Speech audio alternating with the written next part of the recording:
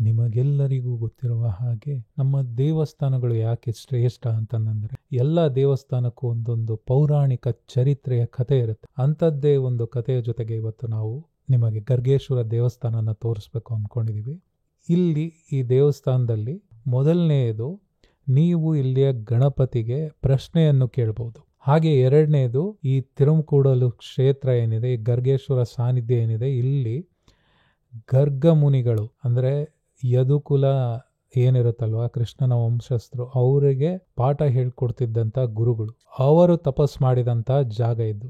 ಈ ಕ್ಷೇತ್ರದ ಬಗ್ಗೆ ಸನತ್ ಕುಮಾರರು ಈ ರೀತಿಯಾಗಿ ಹೇಳಿದ್ದಾರೆ: ಯದುಕುಲಕ್ಕೆ ಆಚಾರ್ಯರಾದ ಗರ್ಗಾಚಾರ್ಯರು ಅಪಮಾನಿತರಾಗಿ ಅತ್ಯಂತ ಕೋಪಾವಿಷ್ಟರಾಗಿ ಯಾದವರನ್ನೇ ನಾಶ ಮಾಡುವ ಮಗನನ್ನು ಪಡೆಯಬೇಕೆಂಬ ಇಚ್ಛೆಯಿಂದ ಉತ್ತರ ದಿಕ್ಕಿನಲ್ಲಿರುವ ಹಿಮಾಚಲದ ಶಿಖರದಲ್ಲಿ ಪಾರ್ವತೀ ರಮಣನಾದ ಶಂಕರನನ್ನು ನಿರಾಹಾರವಾಗಿ 100 ವರ್ಷಗಳ ಕಾಲ ತಪಸ್ಸನ್ನು ಆಚರಿಸಿದರು.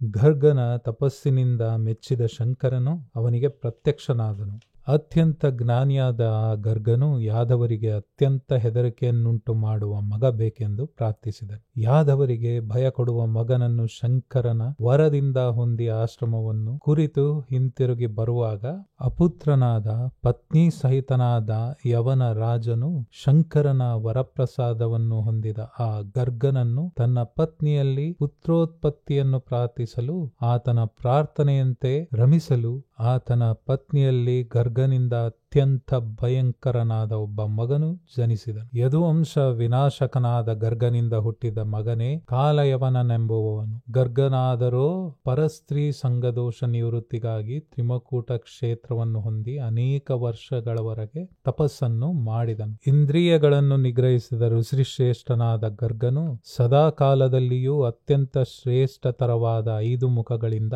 ಕೂಡಿದವನು. ಶುದ್ಧವಾದ ಸ್ಫಟಿಕದಂತೆ ಕಾಂತಿಯುಳ್ಳವನು, ವ್ಯಾಘ್ರ ಚರ್ಮವೇ ವಸ್ತ್ರವಾಗಿ ಧರಿಸಿದವನು, ಸರ್ಪವೇ ಯಜ್ಞೋಪವೀತವಾಗಿ ಉಳ್ಳವನು, ಪಾರ್ವತಿ ಸಹಿತ ಚಂದ್ರ ಸೂರ್ಯರೇ ಕಣ್ಣಾಗಿ ಉಳ್ಳವನು ಆದ ಶಂಕರನನ್ನು ತನ್ನ ಮನಸ್ಸಿನಲ್ಲಿ ಧ್ಯಾನಿಸುತ್ತಿದ್ದನು. ಮಾಘ ಕೃಷ್ಣ ಚತುರ್ದಶಿ ದಿವಸ ಪಾರ್ವತಿ ಸಹಿತನಾದ ಶಂಕರನು ಸಂತುಷ್ಟನಾಗಿ ಆ ಗರ್ಗನ ಮುಂಭಾಗದಲ್ಲಿ ಲಿಂಗ ರೂಪದಲ್ಲಿ ಪ್ರತ್ಯಕ್ಷನಾದನು. ಲಿಂಗದ ದರ್ಶನ ಮಾತ್ರದಿಂದಲೇ ಕೃತಕೃತ್ಯನಾದ ಆ ಗರ್ಗನು ಆ ಲಿಂಗರೂಪಿಯಾದ ಶಂಕರನನ್ನು ಪೂಜಿಸಿ ಕೃತಕೃತ್ಯನಾದನು. ಯಾರು ಮಾಘ ಕೃಷ್ಣ ಚತುರ್ದಶಿಯ ದಿವಸ ಆ ಗರ್ಗತೀರ್ಥದಲ್ಲಿ ಸ್ನಾನ ಮಾಡಿ ಲಿಂಗರೂಪಿಯಾದ ಶಂಕರನನ್ನು ಪೂಜಿಸುವರೋ ಅವರು ಶಂಕರನ ಸಾಯುಜ್ಯವನ್ನು ಪಡೆಯುವರು. ತಿರುಮಕೂಡಲು ಕ್ಷೇತ್ರಕ್ಕೆ ನಿಮಗೆ ಉತ್ತರ ಕಾಶಿ ಗೊತ್ತಿದೆಯಲ್ವಾ, ಅದಕ್ಕಿನ್ನ ಒಂದು ಗುಲಗಂಜಿಯಷ್ಟು ಜಾಸ್ತಿ ಪವರ್ ಇಲ್ಲಿದೆಯಂತೆ. ಅದನ್ನ ನಾನು ಹೇಳೋದಕ್ಕಿನ್ನ ಅಲ್ಲಿ ಪೂಜೆ ಮಾಡುವಂತ ಅರ್ಚಕರು, ಅವರ ಹೆಸರು GS ಶಿವರಾಮಕೃಷ್ಣ ಅಂತ. ಸೊ ನಾನು ಈಗ ಹೇಳಿದ್ದ ಕಥೆನೂ ಕೂಡ ಅವರೇ ಸಂಗ್ರಹ ಮಾಡಿ ಕೊಟ್ಟಿರೋದು, ಅದರಿಂದನೇ ಹೇಳಿರೋದು.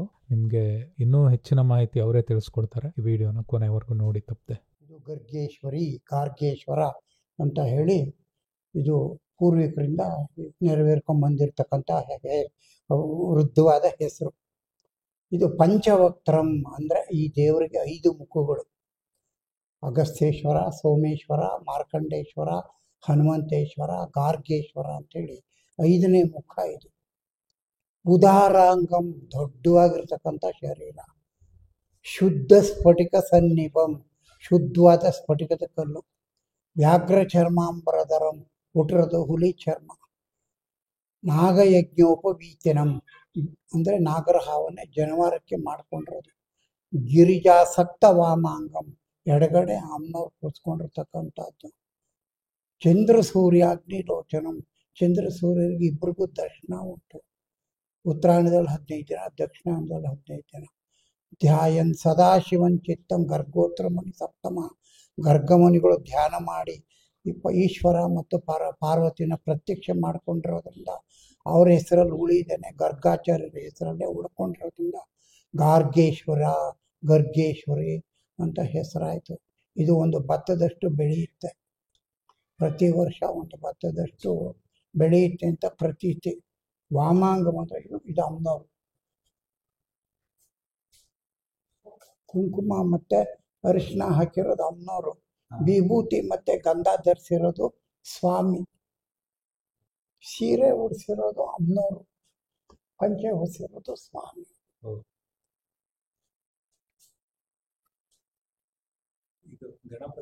ಗಣಪತಿದು ಆದಿಶಂಕರಾಚಾರ್ಯರು ಕಾಲಡಿಯಿಂದ ಹೋಗುವಾಗ ಇದು ತುಂಬ ಪುಣ್ಯಕ್ಷೇತ್ರ, ಈ ಕ್ಷೇತ್ರದಲ್ಲಿ ಏನಾರ ಒಂದು ಸ್ಥಾಪನೆ ಮಾಡಿಬಿಟ್ಟು ಹೋಗಬೇಕು ಅಂತ ಹೇಳಿ ಧ್ಯಾನೋಪರಾಗಿ ನಿಂತಾಗ ಈಶ್ವರ ಪಾರ್ವತಿ ಪ್ರತ್ಯಕ್ಷವಾಗಿ ನಾವಿಲ್ಲೇ ಸ್ವಯಂಭವಾಗಿ ಉಳಿದಿರೋದ್ರಿಂದ ನೀವೇನು ಬೇಕಾದ್ರೂ ಮಾಡ್ಬೋದು, ಆಗ ಇಲ್ಲಿ ಪ್ರಸಿದ್ಧವಾದ ಒಂದು ಗಣಪತಿ ಮಾಡಿಡೋಣ ಅಂತ ಹೇಳಿ ಶಕ್ತಿ ಯಂತ್ರ ಹಾಕಿ ಇಲ್ಲಿಟ್ಟಿದ್ದಾರೆ.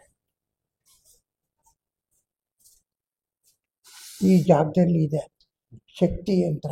ಇದರ ಮೇಲೆ ಶನಿವಾರ ಭಾನುವಾರ ತಗೊಂಬಂದು ಇಡ್ತೀನಿ.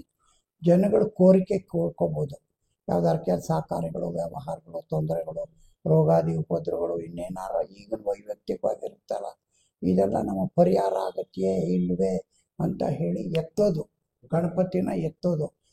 ಮೊದಲನೇ ಸತಿ ನಮ್ಗೀಗ ಮನೆ ಕಟ್ಟಬೇಕಪ್ಪ, ನೀನು ಹೂವನ್ನ ಹಾಕ್ಬಪ್ಪ ಅಂದರೆ ಆಗೋದಾದರೆ ನಿಮಗೆ ಬರುತ್ತೆ, ಆಗಲ್ಲ ಅಂದರೆ ಬರೋದಿಲ್ಲ.